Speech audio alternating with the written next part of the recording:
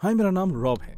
मैं 21 साल का हूँ और जैसे बदकिस्मती से बहुत से लोगों की जिंदगी में बहुत ही मुश्किल मोड़ आता है, उसी तरह मुझे भी अपने 2 छोटे भाइयों की जिम्मेदारी लेनी पड़ी, क्योंकि हमारे पेरेंट्स अब हमारे साथ देने के लिए इस दुनिया में नहीं रहे। इस बात को अब 2 साल हो चुके हैं जब एक भयंकर कार एक्सीडेंट ने उनकी जान ले ली। उस दिन उन्होंने मुझे अपने भाइयों का ध्यान रखने के लिए कहा था। मैं उन्हें परेशान नहीं करना चाहता था, इसलिए मैंने अपना बेस्ट देने की कोशिश की ताकि वो मुझ पर गर्व कर सके। लेकिन मैं नहीं जानता था कि चिंता उन्हें नहीं बल्कि मुझे करनी पड़ेगी। जब वो दोनों खाना खाकर वापस आ रहे थे तो एक आदमी जिसने बहुत ड्रिंक की हुई थी, उन्होंने अपना ट्रक उनकी गाड़ी में दे मारा। उनकी वहीं मौत हो गई। हमारे परिवार में और कोई नहीं था और ये मेरी जिद थी कि मैं अपने भाइयों को अनाथ आश्रम या फिर किसी और परिवार को उन्हें गोद लेने नहीं दूंगा। हम तीनों अलग होने के बारे में सोच भी नहीं सकते थे। किस्मत से हम सबकी बहुत ही अच्छी नौकरी थी और मैं हम सबका खर्चा उठा सकता था, और वैसे भी हम अच्छे खासे परिवार से आते हैं, इसलिए उस दुर्घटना के बावजूद हम खुद को अच्छे से संभाल पाए। और सबसे अच्छी बात तो यह है कि इन 2 सालों ने मेरे भाइयों ने मेरा बहुत साथ दिया है। वो काफी समझदार और बड़े हो गए थे, लेकिन कोई भी हादसा उन्हें उस चीज के लिए तैयार नहीं कर सकता था जो वो गर्मी की उस रात को देखने वाले थे। सच कहूं तो मैं इसे किसी चमत्कार से कम नहीं मानता कि आज मैं आप सबके सामने हूं और इस कहानी को बयां कर पा रहा हूं। ऐसी कोई रात नहीं रही जब मैं घबरा कर पसीने पसीने होकर ये सोचकर ना उठा हूं कि कहीं ये कोई सपना तो नहीं, क्योंकि जो मैंने उस दिन अनुभव किया उसके बाद मेरा जिंदा रह पाना नामुमकिन सा था। ठीक से बताऊं तो मैं ये नहीं कह सकता कि ये सब एक ही रात में हुआ। जिस दिन ये सब हुआ उसे कई दिनों पहले बहुत अजीब चीजें होनी शुरू हो गई। हर रोज मेरी आंख रात 3 बजे खुल जाती। पहले मुझे लगा कि शायद ये कोई संयोग है, लेकिन एक हफ्ते बाद मुझे डर लगने लगा। मैं भगवान या भूत प्रेत में बहुत नहीं मानता, लेकिन उस समय का मतलब मैं अच्छी तरह जानता था। वो शैतान का वक्त था, उस समय जब भूतों का आवाज सबसे ज्यादा हुआ करता है। जब भी इस तरह की कोई भी बात मेरे दिमाग में आती है तो मैं हंस पड़ता था, लेकिन जब मैं आधी रात को घबरा कर उठता था तो मेरा डर बढ़ जाता। मुझे ऐसा लगता जैसे कोई मुझे देख रहा है, जैसे मैं अकेला नहीं हूं। जब मैं लाइट जलाता तो मेरे सामने कोई नहीं होता था, इसलिए मुझे वापस नींद आने में बहुत परेशानी होती थी। हर रात ऐसे ही चलता रहा जब तक उस एक रात को कुछ और भी अजीब नहीं हुआ। उस रात मैं 3:32 पर उठा। इस बार का झटका पहले से कई ज्यादा तेज था। उस वक्त मैं अपने आप नहीं उठता था। मैंने कोई आवाज नहीं सुनी थी। मैंने घबराहट में अपनी आंखें खोली और अपने कमरे में इधर उधर देखने लगा। मैं कसम खाकर कहता हूं कि मैंने कुछ हिलते हुए देखा था, लेकिन जब मैंने लाइट जलाई वहां कुछ नहीं था। क्या मेरा भाई मेरे साथ मजाक कर रहे थे?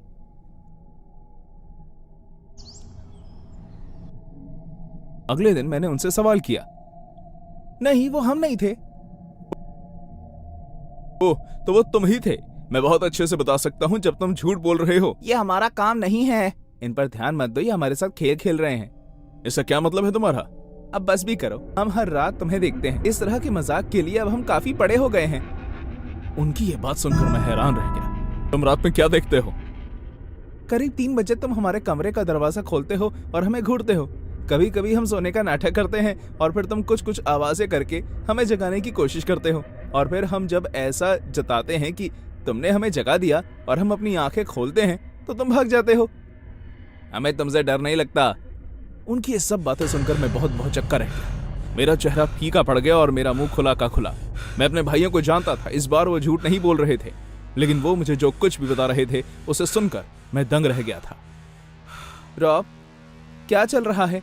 रात में वो तुम ही होते हो ना?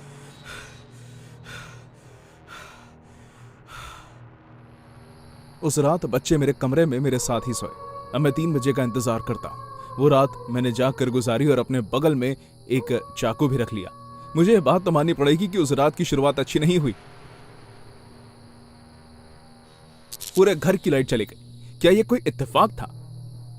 मैंने हाथ में टॉर्च ले ली।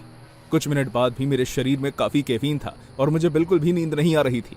बच्चे जब सो रहे थे तो मैं एकदम चौकन्ना होकर वहां लेटा हुआ था। अचानक मैंने घर के दूसरी तरफ से बहुत तेज आवाज आती हुई सुनी। वो बच्चों का कमरा था। अब यह सिलसिला शुरू हो चुका था।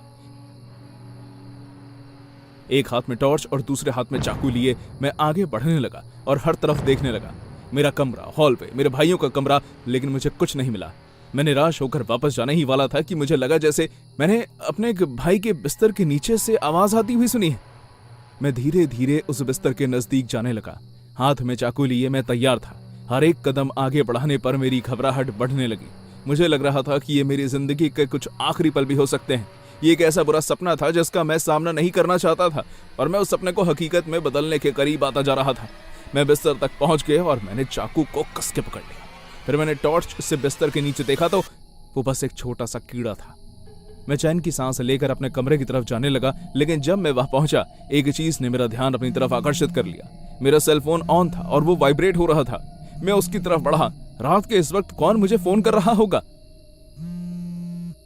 जब मैंने उसे हाथ में उठाया तो मेरे फोन पर किसी अनजान नंबर से व्हाट्सएप मैसेजेस आए हुए थे। जब मैंने उसे खोला तो उसमें बहुत सी फोटोज थी। वो सभी फोटोज मेरी थी। वो सभी फोटोज अलग अलग दिन पर मेरे सोने की थी। कुछ मेरे आधी रात को उठने की थी, जहां मैं बहुत कंफ्यूज लग रहा हूं। उनमें से कई तस्वीरें मेरे भाइयों की भी थी जिसमें वो सो रहे थे। ये किस तरह का पागल इंसान है? अचानक उसी समय मेरे फोन पर एक आखिरी मैसेज आया। उसमें एक नई तस्वीर थी जिसके नीचे लिखा हुआ था, हाय रॉब। जब मैंने वो फोटो खोली तो मेरे पैरों से जमीन खिसक गई। ये एक ऐसी तस्वीर थी जो ठीक उसी पल की थी जिसमें मैं खड़ा हुआ था। मेरे हाथ में फोन था और मैं बहुत डरा हुआ दिख रहा था। मेरे हाथ से मेरा फोन गिर गया और मैंने टॉर्च की मदद से उस तरफ देखा जहां से वो तस्वीर ली गई थी। वहां मुझे कुछ नहीं दिखा। अचानक मेरे पास से मुझे एक आवाज आई जिसे सुनकर मैं चौंक गया। क्या हो रहा है?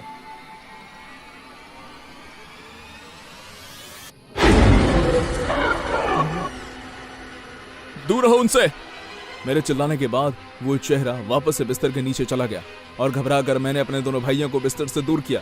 हम तीनों भागकर दरवाजे की ओर जाने लगे। हम जितना जल्दी हो सकते थे उस कमरे से बाहर निकलना चाहते थे, लेकिन किसी चीज ने पीछे से मेरा पैर पकड़ लिया और मैं गिर गया। मेरे हाथ से टॉर्च और चाकू गिर गए।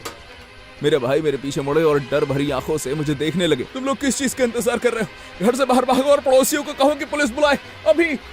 जब मेरे भाइयों ने मेरी बात मानी और वहां से गए तो मैं पीछे मुड़ा और मैंने देखा कि मुझ पर हमला करने वाला मेरे सामने हाथ में चाकू लिए खड़ा था। हालांकि अंधेरा होने की वजह से मेरे लिए दिक्कत हो रही थी, लेकिन फिर भी इस बार मैं उसे थोड़े और ढंग से देख पा रहा था। उसका पूरा शरीर ढका हुआ था। उसका मास्क बहुत ही डरावना था और वो उसके चेहरे से इतना चिपका हुआ था कि उसके चेहरे जैसा ही लग रहा था। उस आदमी ने मेरे चाकू को अपने हाथ में पकड़कर उससे मुझ पर वार करने की कोशिश की। ये देखते ही मैं समझ गया कि अब सब खत्म होने वाला है। एक एक सेकंड, एक एक मिनट के बराबर लग रहा था। मुझे ऐसा लग रहा था जैसे मेरी आंखों के आगे मेरी पूरी जिंदगी आ गई। मैं हार चुका था। मेरे पास खुद को बचाने के लिए शक्ति नहीं बची। सब खत्म हो चुका था। अब वक्त है कर्जा उतारने का रॉब। कर्जा? वो अपने साथ बंदूक भी लाया था। उसने बंदूक मेरे आगे तानी और मैंने एक अजीब सी आवाज सुनी जिसे सुनकर मैं दंग रह गया। वो आदमी अब मेरे सामने नहीं बल्कि जमीन पर गिर चुका था। वो मेरे बगल में बेहोश था।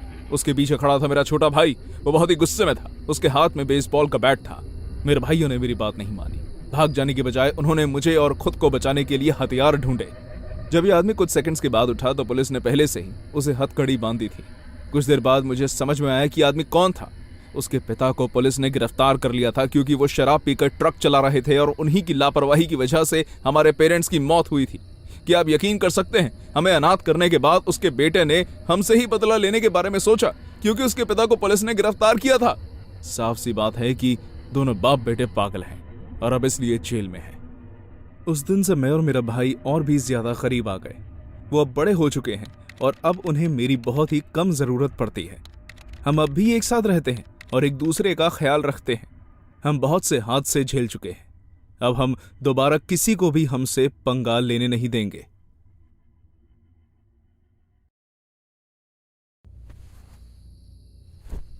मैं इस जगह से निकलने के लिए बेताब हूं। मैं जानता हूं जो हुआ वो बहुत ही दुर्भाग्यपूर्ण सहयोग था, लेकिन अब मुझसे और बर्दाश्त नहीं होता।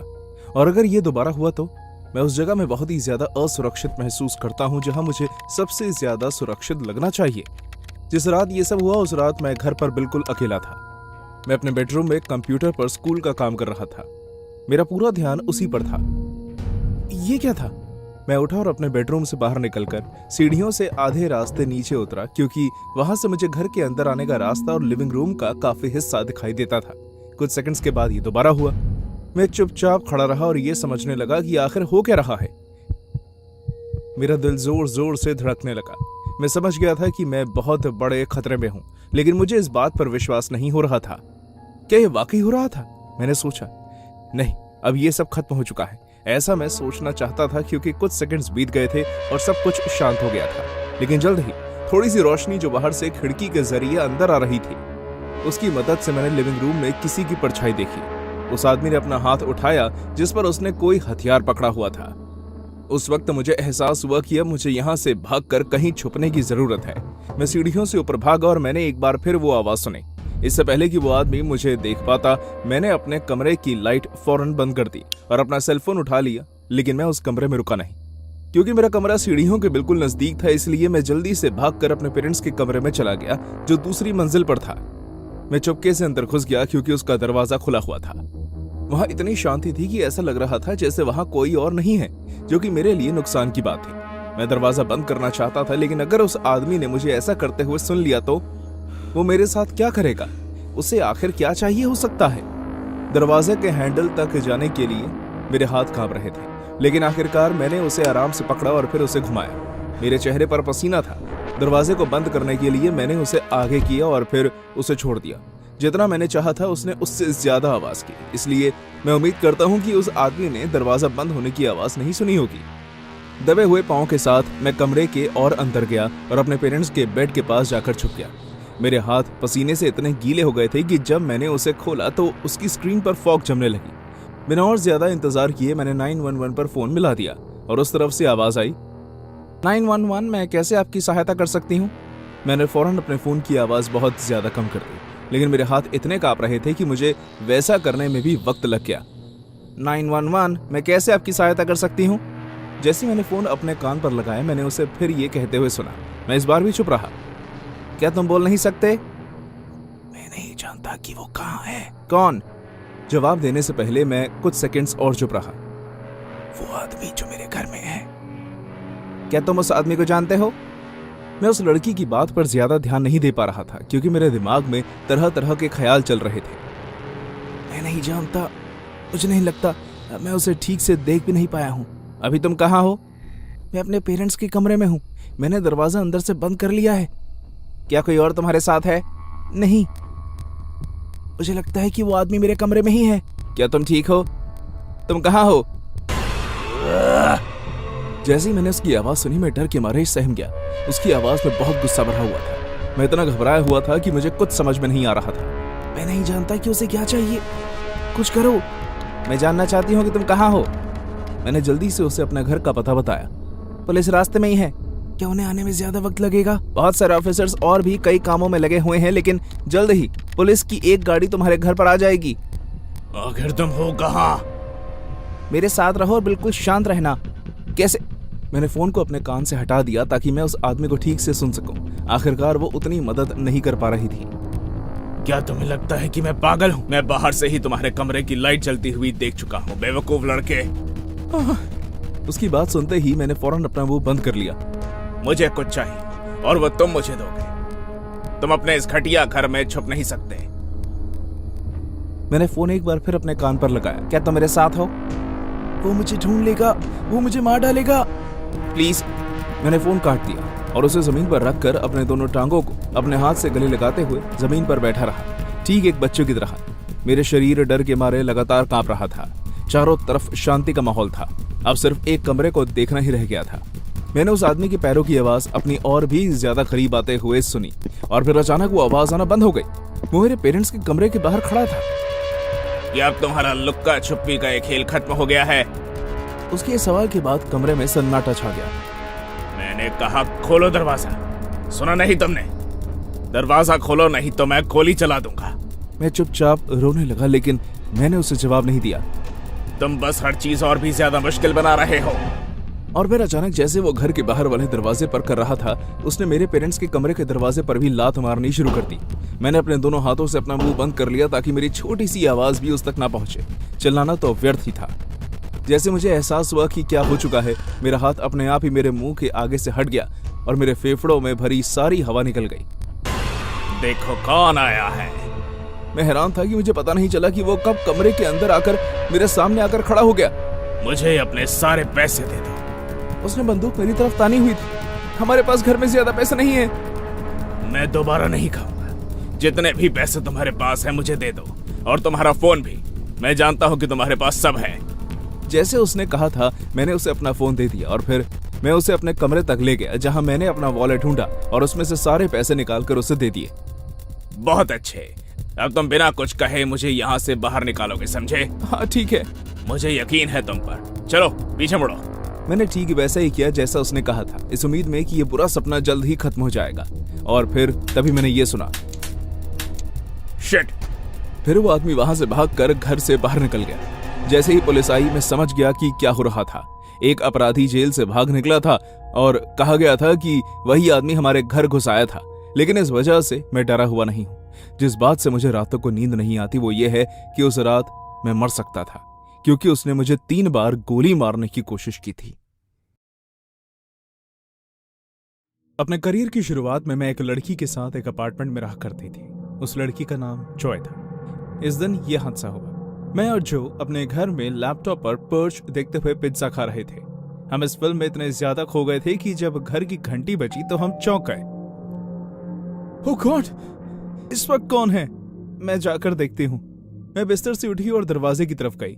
मैंने दरवाजे पर बने छेद से झांक कर देखा तो मुझे वहां ठीक ठाक कद का स्वस्थ आदमी खड़ा हुआ दिखा। वो एक फायरमैन था।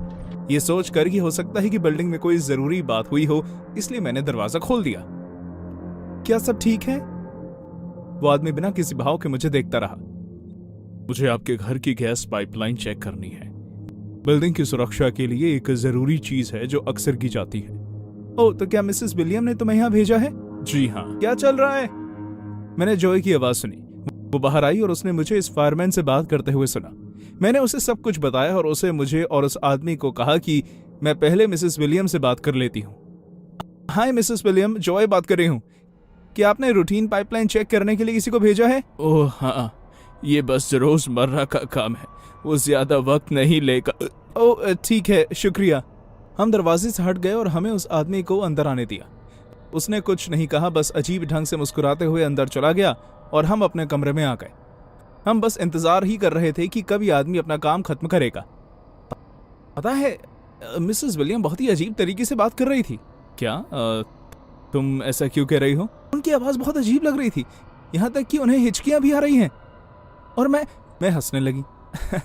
अरे बस भी करो यार, तुम एक छोटी सी बात के बारे में कुछ ज्यादा ही सोच रही हो। उस बेचारी बूढ़ी औरत की तबीयत ठीक नहीं होगी, आखिर वो 76 साल की है। शायद तुम ठीक कह रही हो।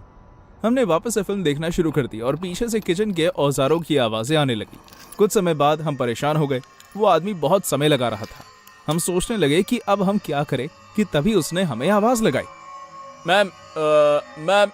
हम दोनों ये सोचकर जल्दी से उसकी तरफ गए कि शायद उसका काम हो गया हो, लेकिन जैसे ही हम लिविंग रूम में आए तो हमने देखा कि उसकी तरफ फायरमैन के कपड़े पहने हुए एक और आदमी हमारे घर अंदर आकर दरवाजे को बंद कर रहा था। मुझे मदद की जरूरत थी, इसलिए मैंने दोस्त को बुला लिया।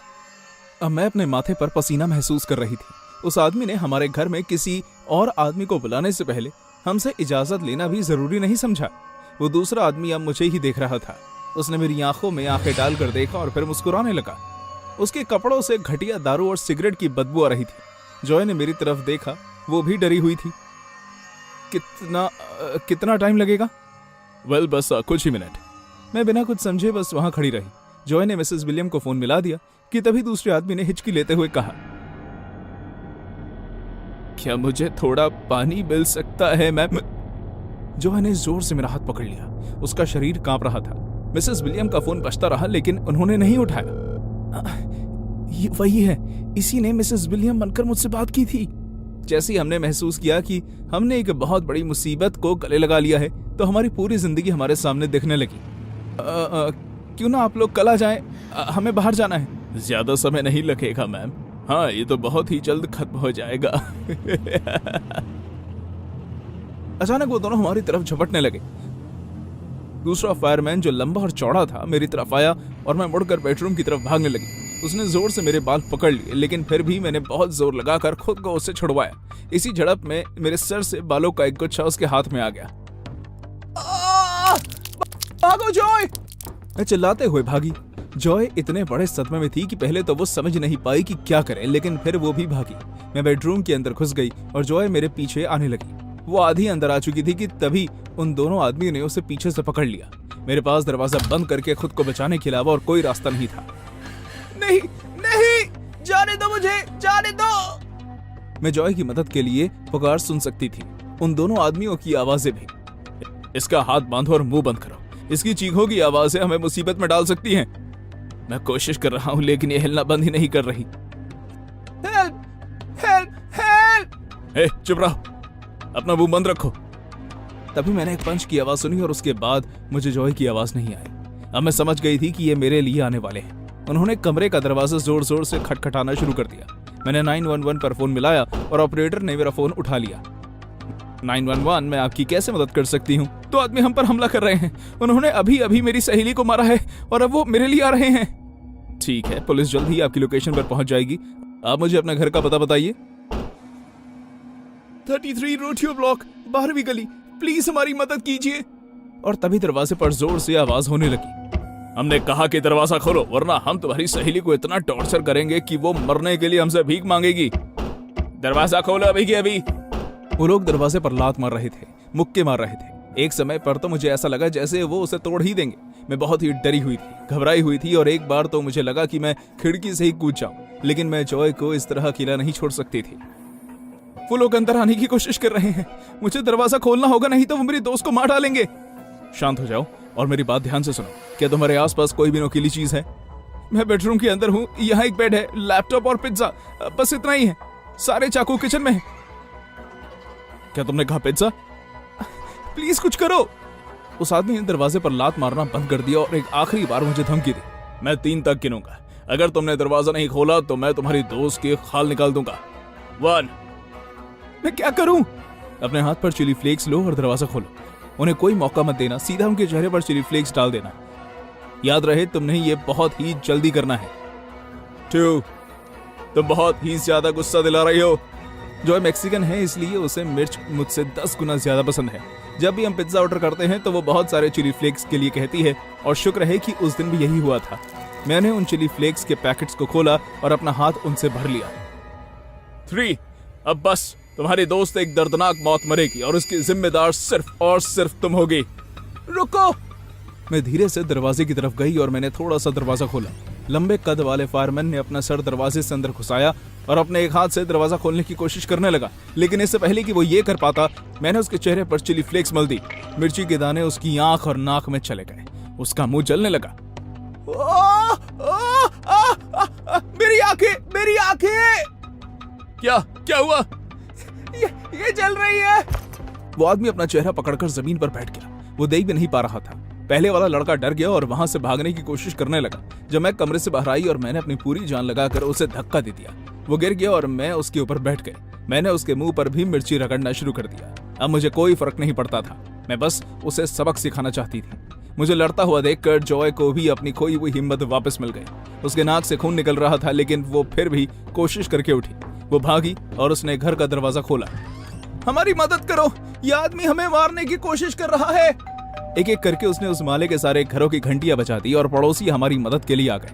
जब पुलिस उन दोनों आदमियों को ले जा रही थी तो उनके चेहरे पहचाने नहीं जा रहे थे। वो बिल्कुल लाल हो चुके थे और सूज गए थे और वो बोल भी नहीं पा रहे थे। पुलिस को हमारे मकान मालिक मिसेस विलियम की लाश उनके घर पर मिली। कहा गया कि इन दोनों चोरों ने फायरमैन होने का नाटक करके घर में दाखिला लिया, उन्हें मारा और हर घर में घुसकर चोरी करने का प्लान बनाया ताकि उनकी इस हरकत के बारे में किसी को शक ना हो। इनमें से एक जना मिसेस विलियम के घर पर रुका ताकि अगर कोई उन्हें फोन करे तो किसी को उन पर शक ना हो। जॉय और मैं 1 महीने के अंदर अंदर गर्ल्स हॉस्टल में शिफ्ट हो गए और तब से जब भी मैं घर पर अकेली होती हूँ तो किसी के लिए भी ऐसे दरवाजा नहीं खोलती।